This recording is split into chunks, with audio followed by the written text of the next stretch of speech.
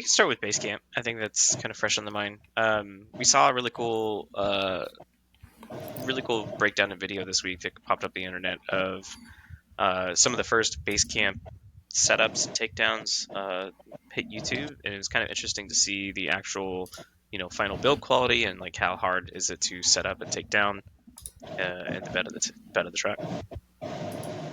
Yeah, I actually can share my screen and show some of that. Mm-hmm. So I will mention that at first glance, like I think this is the second post. Yeah, this is the second post. mhm. The first post that he put up, he didn't have the rain fly for the back all the way out. It was just kind of like hanging there, kind of sad. Yeah, And it looks very sad. It was kind of interesting because some people did catch on to that and tried to get some momentum, kind of comparing like side by side of like the CGI rendering and some of the marketing images compared to this, and it was just kind of a juxtaposition there. But Yeah. it's not as bad as I thought it was going to look. I mean, it's just kind of, it is what it is. Yeah, no, I don't think it looks as bad. I think the biggest thing for me is it seems a little cumbersome. I mean, maybe I've never had a rooftop tent. I've never done camping like that. I've either had on ground, or RV of some sort. So maybe that's just typical, but I have seen some YouTube videos where they have the rooftop tents and it just kind of folds out and the legs go down and you prop something up and you're kind of ready to go. This seems to have a lot of, and I understand you packing it up into a small space that fits in the bed of the truck, but right. I don't know. I don't like removing that arrow flap either. That seems kind of weird. It's a little extra. Yeah. Yeah. I guess I was trying to figure out like what's the core audience for this kind of product, and I feel like it's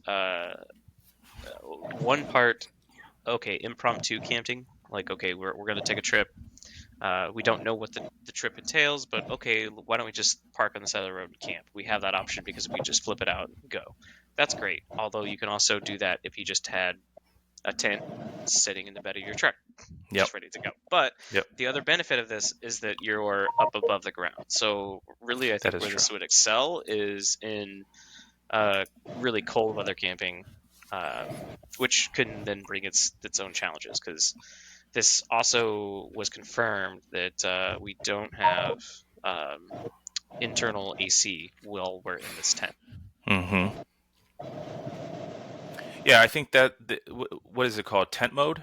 I think tent mode is going to be coming at some point. I'm not 100% sure exactly what that does. I guess, being the fact that there's outlets in the bed of the truck, you can hook up some type of small space heater or electric blanket was called out. I think that'd be a perfect idea for cold weather camping in this, because then you don't have to worry about overheating.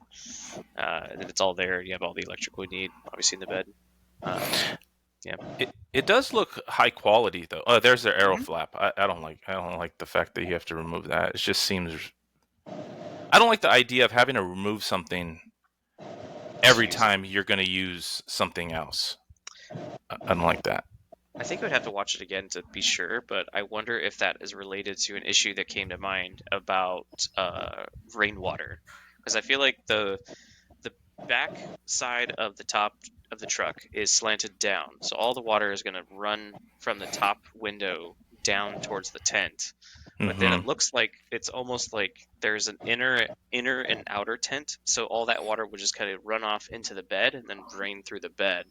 But your inner tent is going to still stay dry because it's separated from those two layers. But definitely a concern, because if you have, I would be curious. That's probably where you're going to put your gear, right? Yeah, is exactly. underneath you're going to have your gear in the bed of the truck underneath that bed frame. So possibly your food. Yeah, definitely concern I would have. Yeah, I don't know. I don't know how I like that, but like we were talking about before we started the podcast, we know there's going to be third-party tents that are going to come out, and I think I'm really excited for that, because I think there's going to be a lot of innovation in that. There's going to be a lot of fixing those problems. So I'm excited for that. I'm excited for what other manufacturers are going to come up with. So we'll see. I I don't know think if so. it's worth $3,000, but I think the big question would be because we have they have the crossbars, which I don't think are mm, available yet. They're going to be no, available mid no. 2024. I'd be curious to see. It looks like those crossbars kind of fit level to each other, even though it's on a slanted surface. So I wonder if some of these third-party like tents that pop out of either the bed or the top of the vehicle will be able to sit on top of there. So out of pocket, you could possibly get like a tent system for maybe under 2,000 if you get a budget tent because the crossbars are $800. Maybe spend 1,500 on a tent. You could have a different solution that's not 3 grand. Uh, but then again, like I was saying, I'm looking at the Condor rooftop tent that's already almost 4 grand right there. Like some of them, it seems like 3,000 is kind of like that sweet spot for tents that sit on top of a truck. Hmm. Yeah, it's. I know that the pricing wise, it's kind of in line with what the industry where the industry's at, but I don't know enough about the rooftop tents to really know if you're getting the bang for the buck. Um, I mean, I'm happy that they did it. I'm happy that Mm-hmm. they actually came out with the tent because I know it's not the same tent that I don't want to say promised because I don't think they promised it, but that they advertised. But so I'm glad they did something, but it's definitely not. I don't know if I would spend the $3,000 on it. That's a great point too. Because remember the first renderings that we saw not only had the tent, but it also had the The grill, slide out. electric grill.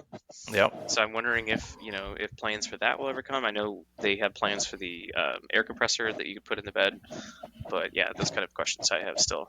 Just kind of curious. I'm sure at some point someone's going to make something, right? Some type of modular slide out. Um, Or I electric think grill. that's, yeah, I think that'll be a big seller for a lot of people that go camping for sure. Yeah, because it was totally different. It's also have the slide out compartments, which we're getting a little bit of that because we still have that compartment space underneath the sleeping space. And maybe who knows if Tesla, this is just their first version of the tent, and they might iterate and kind of come out with a second and a third iteration. So I'm hopeful there. Yeah, hopefully. But I mean, I think Tesla maybe just this was their first attempt or their only attempt. And they go, "This is what we're going to do," and then I'll kind of um, let others kind of take the reins and run with it.